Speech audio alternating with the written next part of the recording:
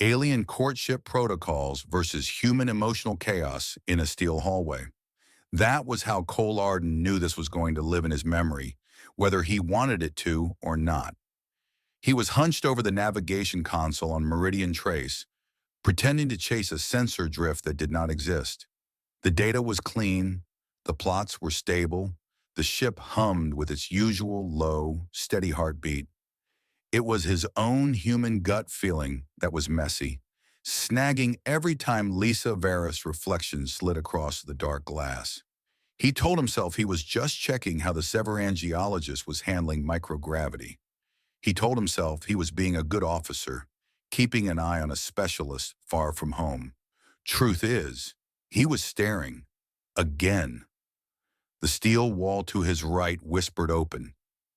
"You are performing sustained observation," Lysa said from the doorway. Her voice had a soft rasp to it, like air over stone. "Again, Cole Arden." He almost knocked his stylus into the navigation hollow. Instead, he froze, caught between fight, flight, and the primal instinct to just disappear into the chair. "I mean, I'm recalibrating," he said. "Twitchy arrays. They do that. Sometimes. They have not deviated in 42 minutes. She stepped in, the door sighing shut behind her. The base suddenly felt very small, very full of xenobiology and cultural static. Your pupils constrict when you look at the readouts. They dilate when you look at me. From her side, it was simpler. Lisa had cataloged him the way she cataloged rock strata. Human, male, mid-30s, high competence in orbital mechanics, low competence in pretending he was not looking. She knew, how from the interspecies manuals and the late-night xenobiology texts, that humans used eyes for emphasis, for flirtation, for intimidation. On Zivar, sustained gaze meant two things: threat assessment or mate evaluation. Cole Arden did not smell like a threat. His scent carried caffeine and engine coolant, and something warm that her translator tagged as stress sweat. But he did meet her eyes and keep them there, again and again, as if measuring fault lines. "I am obligated to ask," Lisa said, "is this hostile focus or courtship?" He choked on nothing. What? No. I mean, not hostile, obviously. I'm not planning to, I don't know, fight you in the hallway." His words tripped over themselves, shifting gears from joke to apology. "And I wasn't trying to court, not in a creepy way. I was just—" Her frill scales along her jaw lifted into a Severan marker of sharpened attention. Both of her hearts were beating a fraction too fast. This was not how protocol handled it. Protocol allowed for a formal notice, a mediated conversation, maybe even a transfer to preserve professional boundaries. He should have pretended better. She should have filed a report. Instead, he looked at her, really looked, and something in his face softened.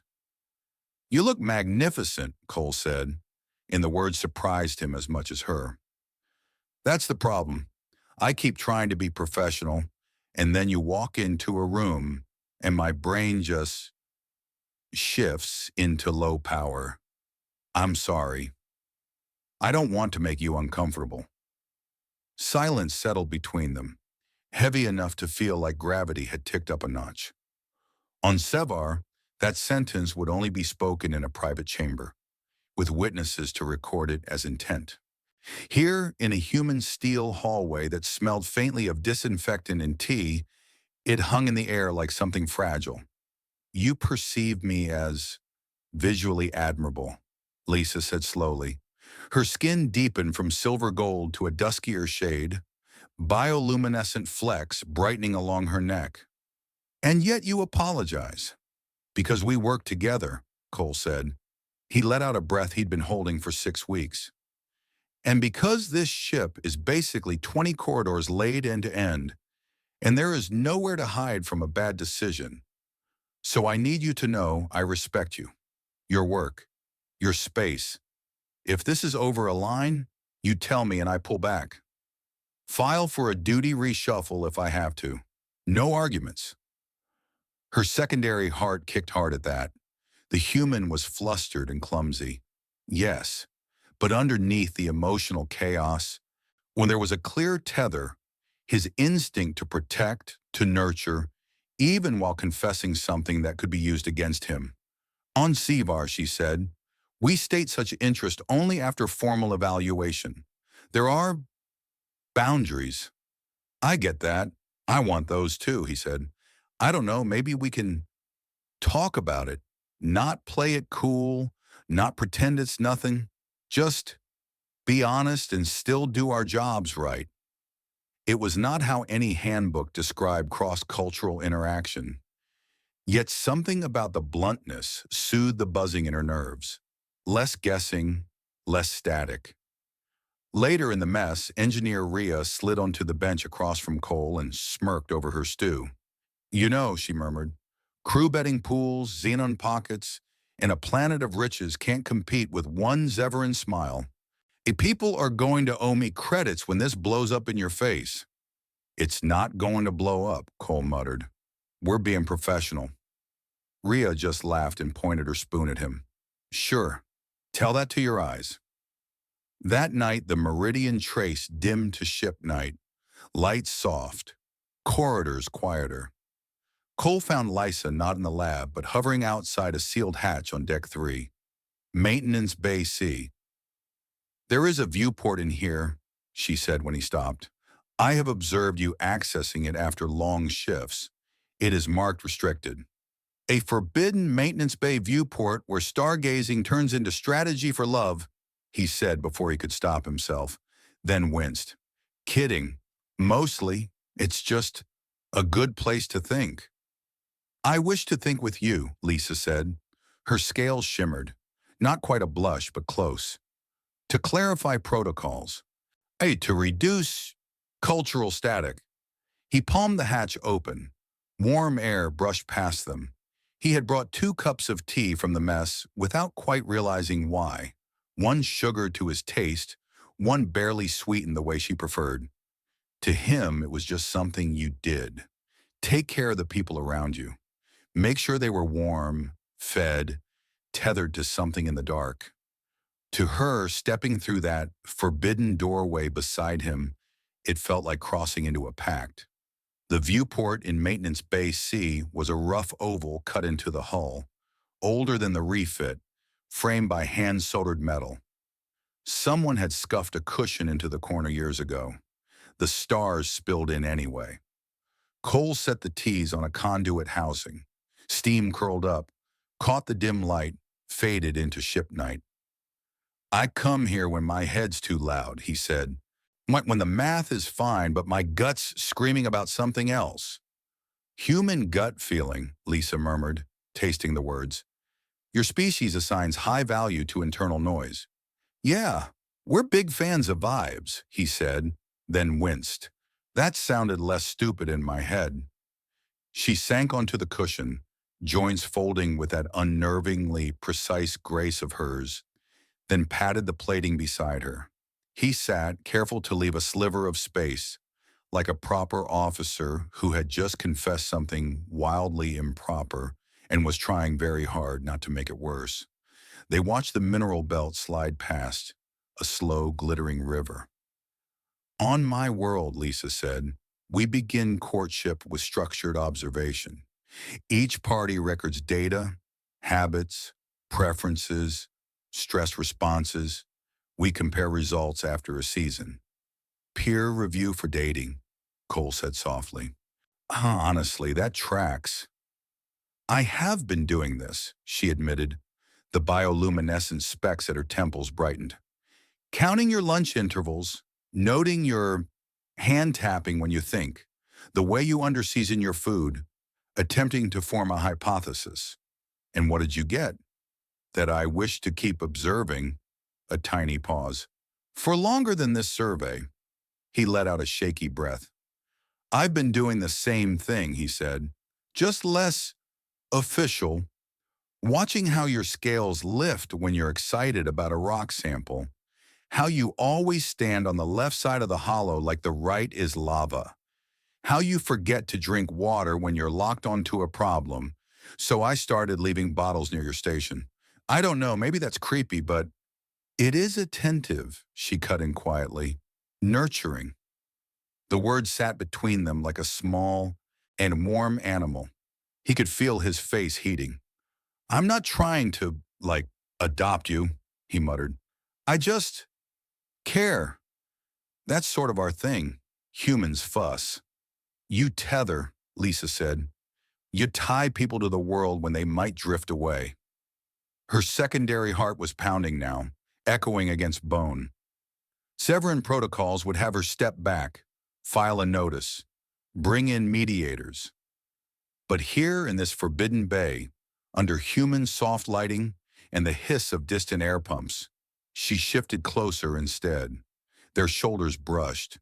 Her skin was cool, almost metallic, and he startled at the contact, then stayed. I do not wish to play it cool, she said. It seems, inefficient. Yeah, he whispered. Let's skip that part. They did not kiss. That would have been too much, too fast. They shared tea and talked in low voices about family expectations and first research grants and the weird comfort of engine noise. It was enough. The next days blurred into work. From Cole's side, it felt normal almost. They traded shifts without fuss, double-checked each other's numbers, kept their hands mostly to themselves around the crew. Professional boundaries, meticulously maintained, even as his brain kept replaying the warmth of her shoulder in the dark. From Lisa's side, it was a carefully controlled experiment. She watched how he deferred to junior techs so they could learn, how he de-escalated a near argument on the bridge with a bad joke and a tray of rehydrated cookies. Data points accumulated, kindness under pressure, humor as social lubricant, instinctive caretaking. A pattern. On the third night cycle after the maintenance bay, the survey scanners pinged high and strange. They stood hip to hip at the lab console, eyes locked on the subsurface maps of a nondescript world hanging on the main hollow. At first it was just another rock. Then Lisa peeled back layers of data with swift, economical gestures, and the display bloomed with color. Rare earth concentrations, she breathed. Lanthanides, dense deposits. This should not occur in such purity. Cole's fingers flew over trajectory sims, mapping safe descent windows, optimal survey paths. Orbital lines crisscrossed the planet like careful threads. We can use the moon's gravity to shave fuel on approach, he said. Slingshot here, then drift into a low elliptical. It's riskier than a straight burn, but the payoff is worth it, she finished, eyes bright. Sure if calculations are sound. He shot her a sideways look. Feels familiar, doesn't it? Her frill flicked with quiet amusement. Selecting a mission profile, she said, is not unlike choosing to sit on a forbidden cushion in a forbidden bay with a human who stares. Plot the curve, trust the math, except you might end up somewhere you didn't plan, he said. Story of my life. They reported the find. The ship hummed with contained excitement. Crew betting pools shifted from whether Cole would ever confess to when the board would send a whole fleet to strip mine their jackpot. Then Captain Soren called Cole to her tiny office. He sat, palms damp. She cut straight through. Lisa Verith's assignment here is temporary, the captain said. She is slated to transfer to Aurora Vanguard when we hit Atlas Ring. The name rang in his chest. On Aurora Vanguard, flagship, 2-year deep survey. There's an opening on their nav team, Soren went on. They requested my recommendation. You're it. It felt like a gravity well opening under him. Stay safe near Atlas Ring, hopping survey runs, home in a few months. Or chase wonder on Aurora Vanguard, out where the charts grew thin and the dark grew thick. Don't answer now, Soren said. Talk to her, but make sure you're not just following someone. Space punishes half-hearted choices. He found Lysa in the observation lounge, hands folded behind her back, watching the star field like it might rearrange itself if she stared long enough. "You knew," he said, her scales dull to shade. "I received my transfer notice before launch," when she said. "I did not tell you. It seemed unfair to influence your trajectory." He joined her at the glass. In the belt glimmered. Meridian Trace's reflection floated there too, a small, stubborn line of light. "They offered me a nav slot on Aurora," he said. "2 years, deep field, long comm delays, real risk, or I can stay closer in, shorter hops, quieter life." Her frills sank tight against her skull. Both hearts clenched. "I will accept my posting," she said. "It is the pinnacle for my field. To decline would shame my mentors. But I will not ask you to—" "Hey," he said softly. "I know. This has to be my call." He stared out into the dark, thinking about transfer windows and fuel limits, slingshot maneuvers and narrow margins, about how you sometimes had to trust the numbers, even when your stomach nodded. "Truth is," he said, "I want the work. I want to map the places no one's seen, solve stupid gravity puzzles no sane person cares about. And I want to keep bringing you tea when you forget to drink water. I want both. Is that selfish?" "It is. Human," she said. "You allow multiple motivations to coexist. It is disordered, but also rich." He huffed a laugh. "So, we go," he said. "Aurora Vanguard. We tell Soren, we tell the board, we keep it professional on duty and off duty, we keep running our little experiment. No playing it cool, no guesswork. Intentional honesty," she said. "Yeah, that." Her hand found his, tentative, cool fingers sliding between his warmer ones. Their reflections, side by side in the glass, looked improbable and exactly right. Behind the messy feelings, there was a quiet, shared understanding. This was a long burn, not a flare. It would take planning, corrections, tiny gravity assists off each other's strengths. They would misread signals, trip over customs, argue about lab time and laundry schedules.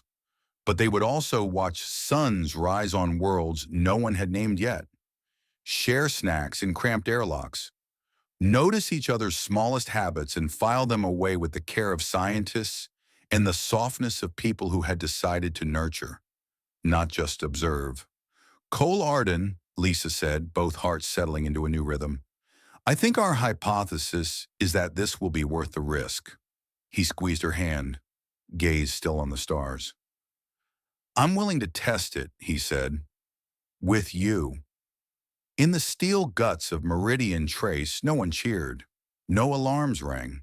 Just two beings standing quietly at a window, feeling the ship shift ever so slightly as it adjusted course toward a future neither of them could fully chart. Pulse over phasers, heartbeat over hardware. A human tether and a Zevran observer choosing together to fall forward.